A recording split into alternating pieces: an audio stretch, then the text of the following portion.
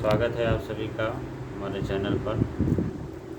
आज की वीडियो के माध्यम से पितृपक्ष के बारे में चर्चा करेंगे। इस बार जो विषय है, सबसे पहला चीज़ ये है कि तिथियों को लेकर के थोड़ा सा भ्रम हो रहा है। तो सर्वप्रथम हम उस विषय के बारे में जानेंगे कि किस दिनांक में किस तिथि का श्राद्ध करना उचित रहेगा और उसमें पंचांग का क्या मत है और शास्त्रों का क्या मत है।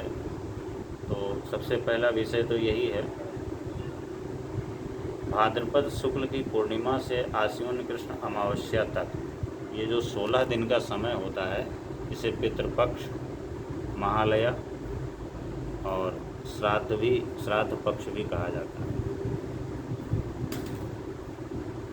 इस समय भगवान भास्कर जो है कन्या राशि पर संचार करते हैं और ये वो समय होता है जब हमारे पूर्वज, हमारे पितर यमराज की आज्ञा से सूक्ष्म रूप में पृथ्वी लोक पर आते हैं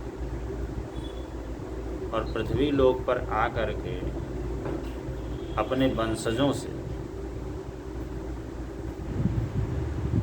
पिंडदान, भोजन, तर्पण आदि की कामना करते हैं, क्योंकि हमारे द्वारा दिया गया इस दौरान जो पिंडदान, तर्पण, भोजन आदि है, यहाँ तक कि श्रद्धा पूर्वक जो भी कार्य पितरों के निमित्त किया जाए उसी को श्राद्ध कहा जाता है।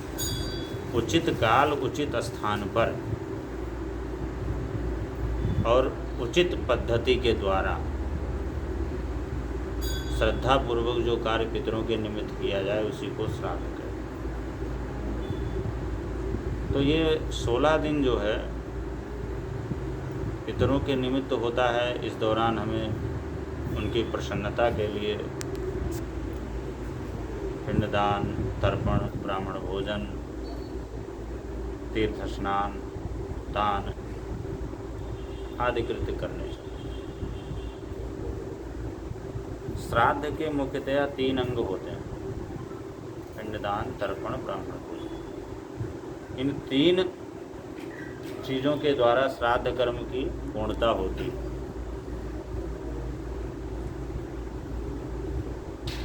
और सबसे महत्वपूर्ण बात यह है कि श्राद्ध कर्म में थोड़े या बहुत का विचार नहीं होना चाहिए, क्योंकि इसमें स्पष्ट कहा गया है कि श्रद्धया दीयते यत् तत्श्राद्धम। श्रद्धा से जो दिया जाए वही श्राद्ध होता है।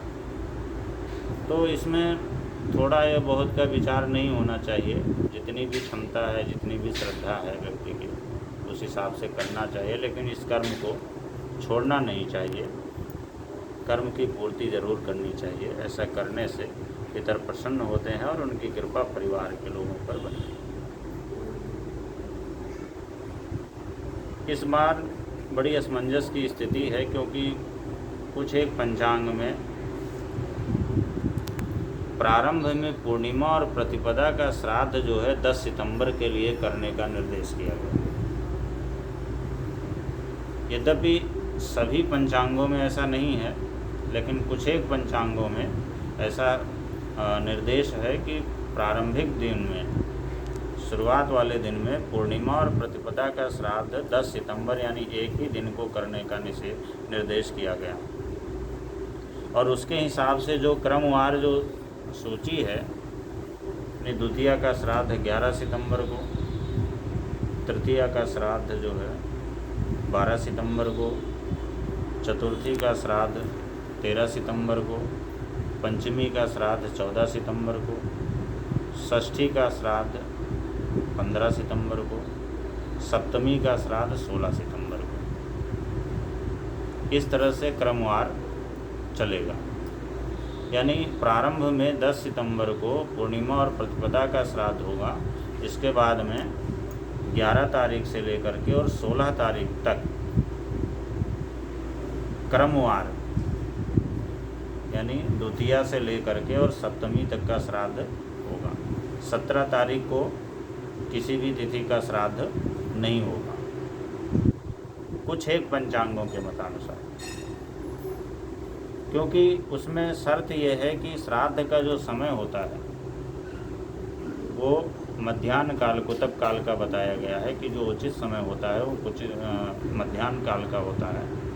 और जो तिथियां बदल रही, जैसे 10 सितंबर 2022 को प्रतिपदा तिथि लगभग 2 बजे प्रारंभ हो रही है, तो चूँकि श्राद्ध का उचित समय मध्याह्न काल, कुतब काल होता है, इसलिए पंचांग ने, शास्त्र ने निर्देश किया कि प्रतिपदा का श्राद्ध इस दिन होना चाहिए, क्योंकि अगले दिन प्रतिपदा तिथि मध्याह्न व्यापिनी नहीं होगी। तो 10 सितंबर को पूर्णिमा और प्रतिपदा का श्राद्ध एक साथ, इसके बाद में 11 सितंबर से लेकर के 16 सितंबर तक द्वितीया से और सप्तमी तक का श्राद्ध क्रमवार होगा। 17 तारीख को कोई श्राद्ध नहीं है। ये कुछ एक पंचांगों के मतानुसार, सभी पंचांगों का मत ऐसा नहीं है। इसके बाद में 18 तारीख से फिर अष्टमी से लेकर के और अमावस्या पर्यंत फिर क्रमवार चलेगा, और 25 तारीख को पितृ विसर्जन अमावस्या के साथ इसका समापन हो जाएगा। तो ये जो भ्रम की स्थिति है, इसको वीडियो को ध्यान से देखें और इसके द्वारा समझें, क्योंकि अगर हमें अपने पितरों की तिथि ज्ञात है तो हमें तिथि पर ही उनका श्राद्ध करना चाहिए। अज्ञात होने की अवस्था में तो हम अमावस्या के दिन उनका श्राद्ध करते हैं, लेकिन अगर ज्ञात है तो उसमें हमें तिथि पर ही उनका श्राद्ध करना चाहिए, यही शास्त्र का मत है। वहीं कुछ एक पंचांगों का मत ये भी है कि 10 सितंबर को पूर्णिमा का श्राद्ध और 11 सितंबर को प्रतिपदा का श्राद्ध, यानी 10 सितंबर से लेकर के और 25 सितंबर तक क्रमवार मतलब चलेगा। इसमें प्रतिपदा का श्राद्ध 11 तारीख से प्रारंभ होगा। कुछ एक पंचांगों का मत ऐसा है, क्योंकि उसमें तिथियों के जो लगने का जो समय है, तिथि प्रारंभ और समाप्त होने का जो समय है, तो अलग अलग पंचांगों में उनमें अंतर होता है। तो उन अंतर के दृष्टिगत जिस पंचांग में दोपहर से पहले तिथि प्रारंभ हो रही है या दोपहर मध्याह्न के बाद प्रारंभ हो रही है, उसका श्राद्ध प्रथम दिन, और अगर दोपहर से पहले तिथि प्रारंभ हो रही है तो उसका श्राद्ध उसी दिन करना चाहिए।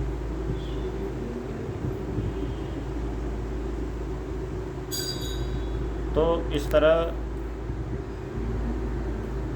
अंग्रेजी दिनांक के अनुसार तिथियों की श्राद्ध की जो स्थिति है वो इस तरह की है। पूर्णिमा के श्राद्ध के बाद में 11 तारीख से प्रतिपदा से लेकर के और सप्तमी तक का श्राद्ध क्रमवार चलेगा। 17 तारीख को कोई श्राद्ध नहीं होगा। 18 तारीख से लेकर के और 25 तारीख तक फिर इसके बाद में क्रम संख्या में ही, क्रमवार ही श्राद्ध चलेगा। अष्टमी से लेकर के और अमावस्या पर्यंत 7 दिन तक वो चलेगा। उसमें तिथियों के घटने बढ़ने का कोई मतलब नहीं होगा, क्योंकि उसमें तिथियां जो हैं समयानुसार प्रारंभ होंगी और समयानुसार समाप्त होंगी। अब देखिए, श्राद्ध के जो 3 महत्वपूर्ण अंग हैं उनमें सबसे ज़्यादा ध्यान, वैसे तो तीनों चीज़ों पर विशेष ध्यान देना चाहिए। पिंडदान करते समय मातृकुल के, पिता कुल के साथ मातृकुल का भी पिंडदान करना चाहिए। तर्पण करते हैं तो भी उसमें पिता कुल के साथ मातृकुल का, यानी 3 पीढ़ी पिता कुल और 3 पीढ़ी माता कुल का। तो पिता पितामह पर पितामह, माता पितामही पर पितामही, और नाना पर नाना, वृद्ध पर नाना, नानी पर नानी, वृद्ध पर नानी। इस तरह सपत्नीक 3 पीढ़ी मातृकुल का और सपत्नीक 3 पीढ़ी पितृकुल का, पिता कुल का। इनको ले करके तभी श्राद्ध कर्म की पूर्णता होती है। इसका विशेष ध्यान रखना चाहिए। और श्राद्ध करने में और बहुत सी सारी बातें हैं जिनका हमें ध्यान रखना चाहिए। दूसरों की भूमि पर श्राद्ध नहीं करना चाहिए। किसी पवित्र नदी के तट पर, गंगा के तट पर, किसी देव स्थान में या किसी पर्वत पर, ऐसी जगहों पर श्राद्ध करना चाहिए, बहुत उत्तम होता है। गंगा के तट पर श्राद्ध करने का बहुत ही उत्तम फल मिलता है। और तर्पण के पात्र में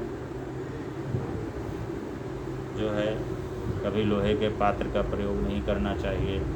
धातु के पात्र को बहुत उत्तम माना गया है, जिसमें चांदी, तांबा, पीतल इत्यादि होता है। और अगर ये ना हो सके तो मिट्टी का पात्र प्रयोग करें, लेकिन लोहे के पात्र का प्रयोग सर्वथा वर्जित है। इसके अलावा ब्राह्मण भोजन के समय सुपात्र ब्राह्मण का चयन करना चाहिए, सुयोग्य ब्राह्मण का चयन करना चाहिए। और भोजन के दौरान कभी भी ब्राह्मण से ये नहीं पूछना चाहिए कि अमुक भोजन, अमुक चीज़ कैसी बनी है। इस तरह पूछने से श्राद्ध कर्म में व्यवधान होता है, ऐसा नहीं पूछना चाहिए। और इसके अलावा बहुत सारी चीज़ें हैं, जैसे उड़द है, राजमास है, मूली है, गाजर है, कद्दू है, लौकी है, और इसके अलावा लहसुन, प्याज, इन सब चीज़ों का सर्वथा परित्याग करना चाहिए। शुद्ध सात्विक भोजन करना चाहिए, ऐसा ध्यान रखना चाहिए। और एक विशेष बात और है कि जैसे हमारी जो परंपरा है कि प्रत्येक तिथियों के अनुसार हम श्राद्ध करते हैं। जिस तिथि पे हमारे पूर्वजों की मृत्यु हुई है उसी तिथि के अनुसार करते हैं। लेकिन कुछ विशेष तिथियां हैं जिनमें कुछ विशेष लोगों का श्राद्ध किया जाता है। जैसे पंचमी में जो है कुंवारे व्यक्तियों का, जो अविवाहित लोग हैं, जो दिवंगत हो गए हैं, उनका श्राद्ध किया जाता है। और साथ में द्वादशी के दिन, इससे पहले नवमी के दिन मातृ नवमी कहा जाता है उसको, तो जो सुहागिन स्त्रियां हैं, सुहागिन महिलाएं हैं, माताएं हैं, दिवंगत हो गई हैं, उनका श्राद्ध मातृ नवमी को करना चाहिए। और द्वादशी के दिन सन्यासियों का, जो सन्यासी हो गए हैं, संन्यास दीक्षा जिन्होंने ली है, उनका श्राद्ध द्वादशी को करना चाहिए। और इसी तरह चतुर्दशी तिथि को, जो अकाल मृत्यु हैं या दुर्घटना आदि से हैं मृत्यु हुए हैं, सर्पदंश के द्वारा मृत्यु हुई है, उन पुरुषों का, उन व्यक्तियों का, उन दिवंगत लोगों का श्राद्ध जो है चतुर्दशी को करना चाहिए।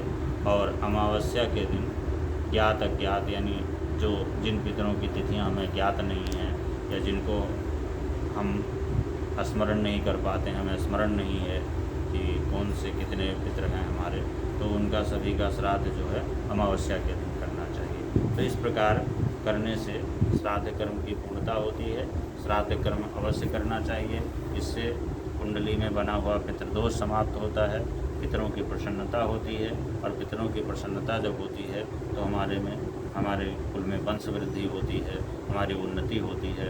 और ऐसा इसके विपरीत आचरण करने से वंश वृद्धि, सबसे पहली बात, जो पहला नुकसान होता है, वंश वृद्धि रुक जाती है और साथ में उन्नति भी रुक जाती है। तो इस तरह इस समय का ध्यान रखते हुए श्राद्ध कर्म को अवश्य पूर्ण करना चाहिए। और अगर कोई जानकारी या तिथियों के बारे में कोई भ्रम है तो आप नीचे दिए गए हमारे नंबर पर हमसे संपर्क कर सकते हैं और उस भ्रम को दूर कर सकते हैं। बहुत बहुत धन्यवाद।